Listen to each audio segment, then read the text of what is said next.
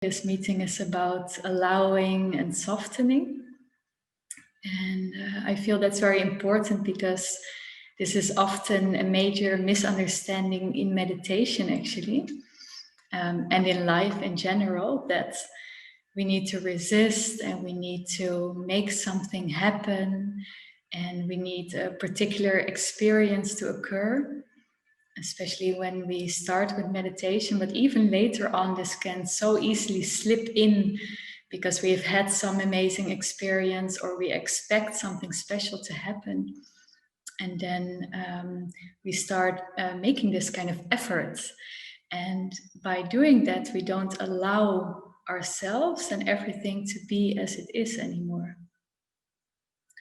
So it is a very natural, it's not a natural, but a common habit in life that we want to reach a kind of goal. That's what we do with nearly everything in work, in relationships, in activities. We want to accomplish something, and thus we often live towards a future moment in which we get what we want. And we put this effort in it, and we don't allow fully this moment to be as it is, but we're striving for some kind of future result. And as this attitude is there in normal life a lot, we tend to take this into meditation too, because it's so ingrained in our system, such a big conditioning to want to reach something, wanting to be happy, wanting a particular experience, wanting to feel love, wanting to feel loved, or anything else. But in meditation, it's a kind of reverse engineering of that process that actually helps us to receive effortlessly that's what we have always been looking for.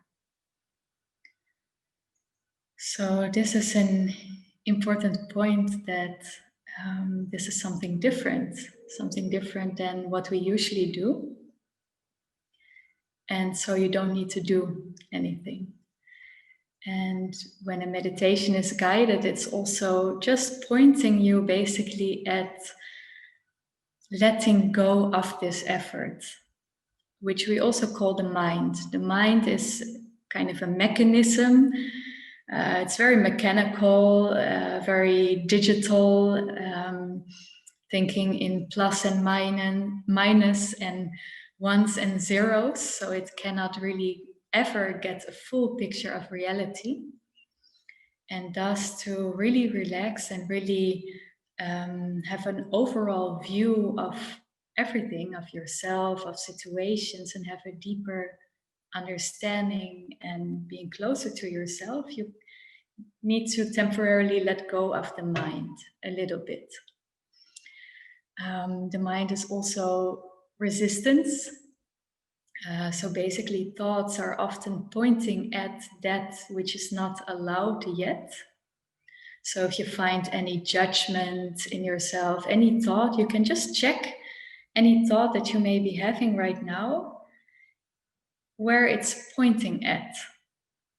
So often, 95% of the thoughts generally are pointing at something that is not allowed yet, something that is not good yet, something that needs to be done later or now, something that needs to be changed.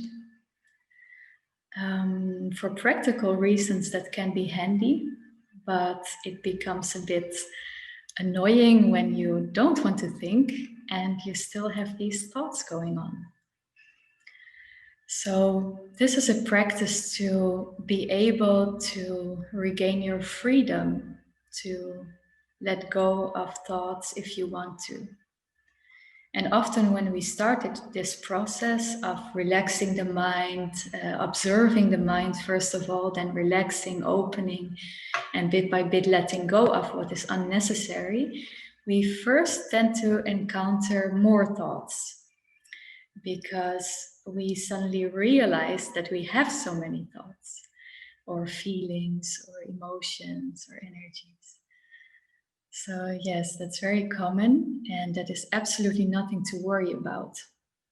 And you can just realize that your thoughts are basically part of your experience. They're just happening, just like your body is happening, like your computer is happening, your room is happening.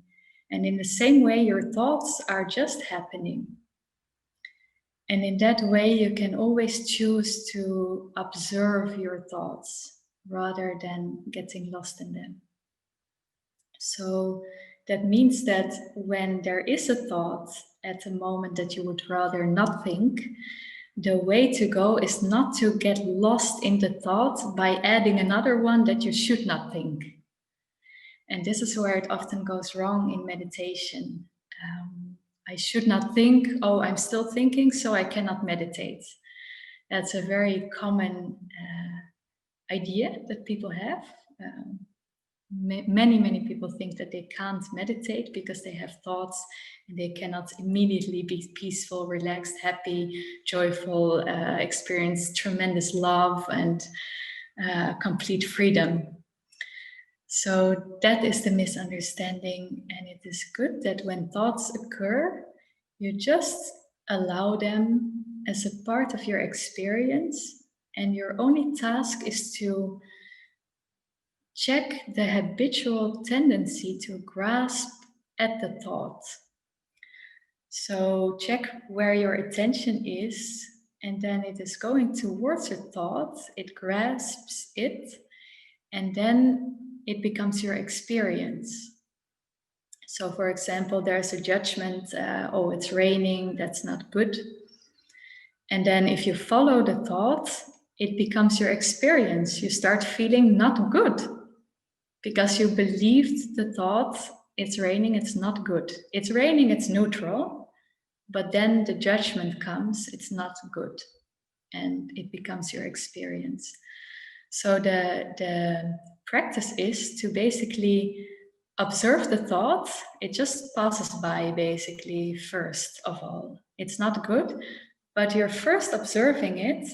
And then at a certain moment, you choose to grasp it or not, depending on your conditioning.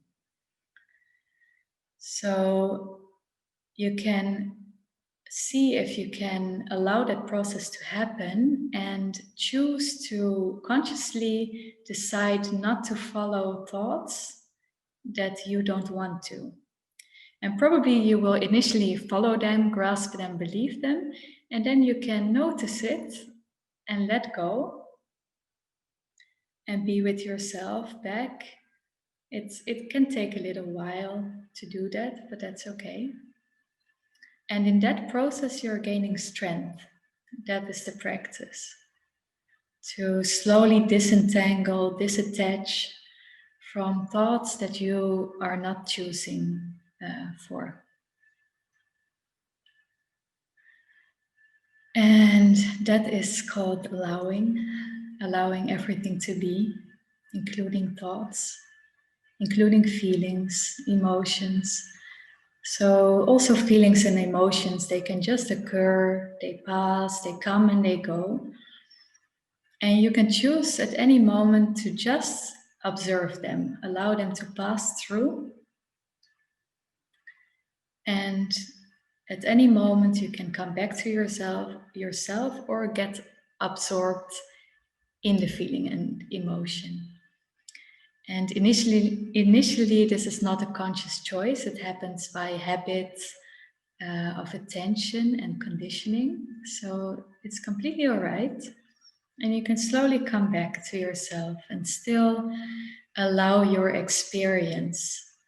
And that's where we get to softening the heart, which still allows, in a very soft way, every part of your experience to be as it is here. So you don't need to push away anything, any feelings, any thoughts. It's not a hard, like, no, I don't want it. It's my ego and I'm gonna kill it. That is a way that is very destructive. And it's not bringing benefit, and it's just another part of mind or ego. So bringing in your heart, your softness, even if you can't fully feel it yet, but to just have the intention will help a lot to bring more softness to the mind and allow it to relax.